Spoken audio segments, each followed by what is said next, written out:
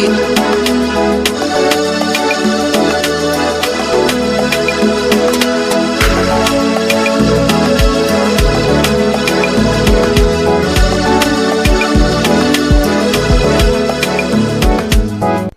is Biafran Generation. Please subscribe. Germany, our lines are open. A lot of people are sending in their requests, and we are accepting them. Once I accept your request, now you can call. If I accept your request, now you can place a call, please. Our lines are up. Too many calls are coming in as always, and jamming up the lines. We only have one line today with which to work with, and then you are free to try and call us. The caller on the line, can you hear me, please? Your name and where you are. Good morning. Good morning to you. Good morning. Good morning to you. I can hear you very well. Please, your name and where you are. I'm calling from Manchester. From Manchester in England. Please go ahead. United Kingdom. Yes, sir. Sir, I just want to bless you for what you are doing for our people. We are very grateful. You are the reason now that the Igbo man can be able to speak. And at this moment, I just want to ask you this question. Since these people have been adopting our people, mostly our young men in Igbo land, what are you going to do to stop these people from adopting them? Because when the war comes, we will not have our young men with us anymore, because they must have been adopted secretly by this Nigerian military. And another thing I want to tell you is that you should never be discouraged. We know how hard it is to fight for a black man.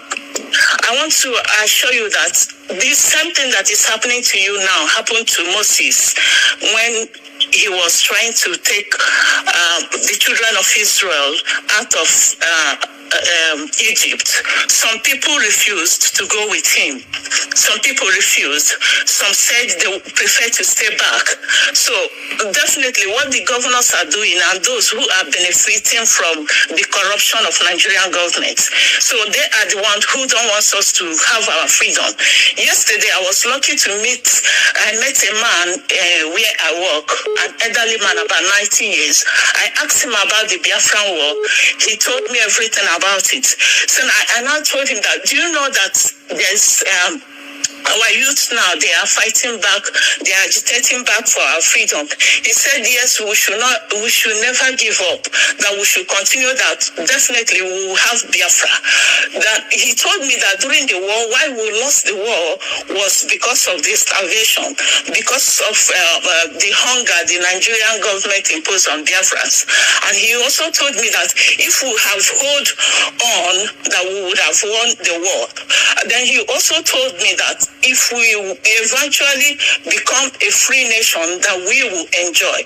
I'm telling you the truth. I just told my husband about this. I work in the hospital. So after speaking to him, I have a bit of relief, knowing that surely Biafra will come. Is that person a white man or a black man, this 90-year-old you spoke to? White or black? He's a black man. He's a black man. Is he a Biafran or a West Indian or from where? Where is he from? He's from Abia State. He told me the story. He's 90 years old. What is he still doing in England? 90 years. His family is here. He's living with his family. Okay. That is an example of what will happen to all of us. If Biafra doesn't come at the age of 90, when you should be in the village blessing the young generation, they'll bring you hot drink and you bless them, you'll be abroad wearing blankets because it's very cold. That is what we are fighting. So he knows what he's talking about. We are going to make it possible for such people to come back to our land and bless our land. That's what we are fighting for. That was the reason why I asked you, how can a 90-year-old be in somebody else's land? Have you seen a 90-year-old white man anywhere in the zoo? No. Exactly. Sir, and as well, our people has to reason, like my very self, each time I remember that if we don't get this Biafra, our children will end up staying here. And if they continue to stay in abroad, definitely they are blacks. They will also treat them the way they are treating us now here. You can see what the royal family and Prince Harry's wife, what just came out of whatever they are doing. Even though we know that the press here is horrible, we know that then the secret of the asking about the color of the child and whatever they ask her, this is also what our children will go through in years to come. So please, we are really hungry for this freedom. We are really hungry so that my children can go home and live in my own. When I exist, they can live in Biafra land as Biafrans. And my children, I've started telling them everything about Biafra. I've told them the little they know you, and they are happy. They are willing to go home as soon as Biafra comes. So Mazi, I am so grateful. Today I am blessed to have spoken to a chosen one. You are indeed a chosen one. God has blessed you. You are uniting all Biafrans everywhere. I saw a Bini, a Do or a Godomigodo man. I spoke to him. He said yes, he believes in Biafra and he's one of us. So our people are now reasoning. They are trying to come in terms that they are all Biafrans. In fact, may God bless you. May God bless you. I am willing, whenever the time comes, I am willing to go home. I will keep my children here.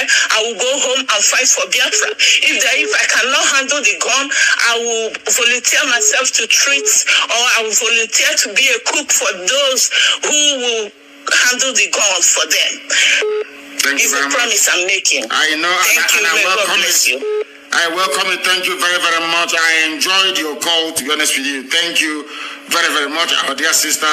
Thank you so much. We are live and we are direct.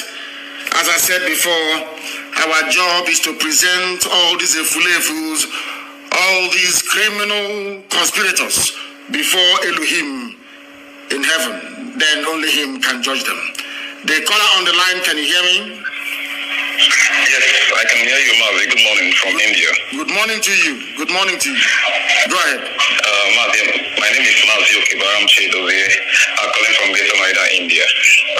First of all, I want to say thank you for all you've been doing for us, for fighting so hard. And I happen to be a principal officer. So what I want to ask this morning is that, Mazi, when you started this program, I believe that it's quite tough. And I believe that if you can share a little bit about things that were driving you then, I believe that some principal officers that are lacking consistency in what we are doing today can be able to learn from there. As a principal officer, I understand to some extent how difficult it is to keep hold. So I don't know if you can be able to enlighten us from there that nobody believed in you, that you look like you are alone, that you're doing this. I want to understand what those things that are driving you so hard to be believing in Biafra and hoping that this is going to get to this height, and at the end of the day it's going to be something that the whole world will love to participate in. And secondly, I want to make an announcement, Mazi. Biafrans here in India, we would love to have you speak to us in India, because I understand that a lot of people, Biafrans here, are much interested in what we are doing. Even those that are not, they claim they are not Biafrans, they claim that they don't want to belong to IPOB. Today, I have the opportunity to speak up to a lot of them, and they are really turning to listen to what we're saying. So it's going to be a great one for you to be able to rise their spirit, and not only here in India, but across Asia. They really want to hear you speak to us, and as well, I want to tell you that here we have our people, the way they behave and the way people other parts of the world behave is different. Here we have what I call the doubt issue. So even till now, some of them might not really understand. They might not really understand that whatever they put is going to IPOB directly. So for us to clear all that, I would love you to speak to Biafrans here in India, and also reiterate that to other parts of Asia. That's my question and my contribution this morning. Thank you so much, Mazi, for giving me this time.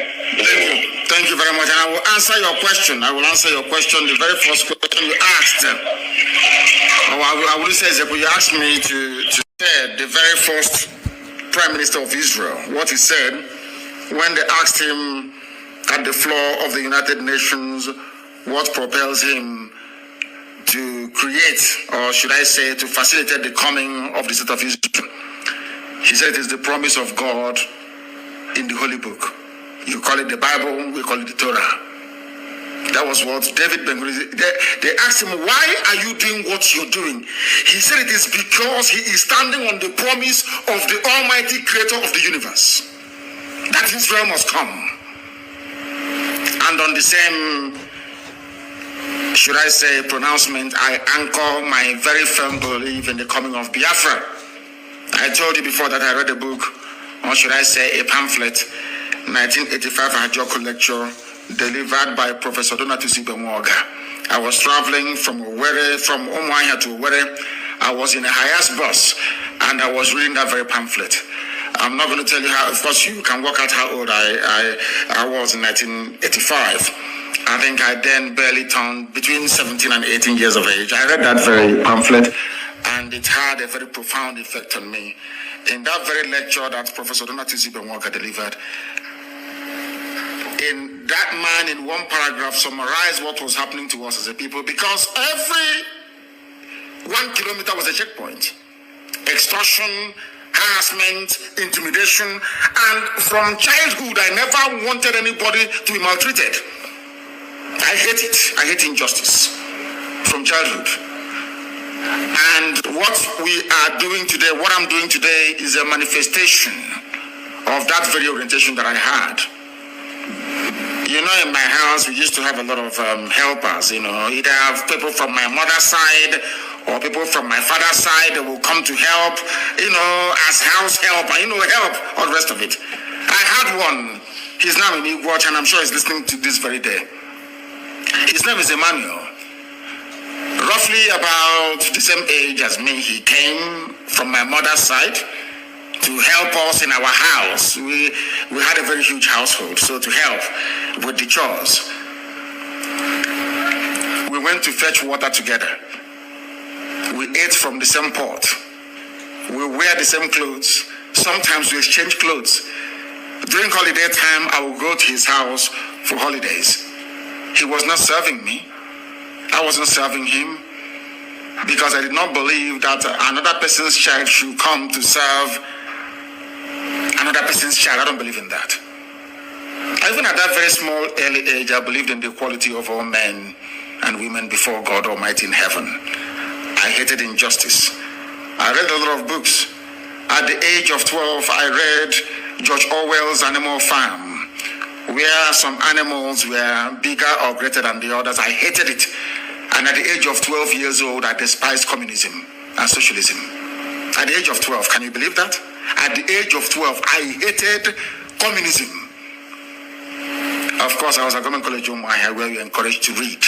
And we read George Orwell's Animal Farm in class 2. Now, I want to tell you that you must have it in you to love your people. It is not something you are taught to do. You must have it inside you to love and to serve your people.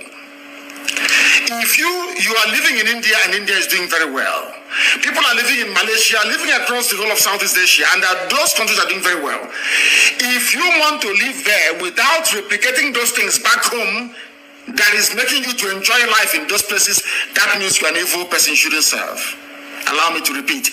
If you travel to America, you travel to Europe, you see skyscrapers, you see wonderful roads, you see beautiful bridges and beautiful houses, you fail to bring it back, or you fail to think, how can I take these things back to Zombe? That means you are not cut out to serve your people.